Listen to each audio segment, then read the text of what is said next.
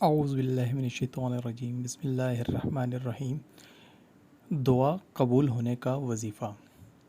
حضرت عبادہ بن صامت رضی اللہ عنہ نبی اکرم صلی اللہ علیہ وسلم سے روایت کرتے ہیں، آپ نے فرمایا، جو شخص رات بھر جاگ کر یہ کلمات پڑھے، لا الہ الا اللہ وحدہ لا شریک لہ، لہ الملک ولہ الحمد وہو علی کل شیء قدیر، سبحان اللہ والحمد للہ ولا الہ الا اللہ واللہ اکبر ولا حول ولا قوۃ الا باللہ العلی العظیم۔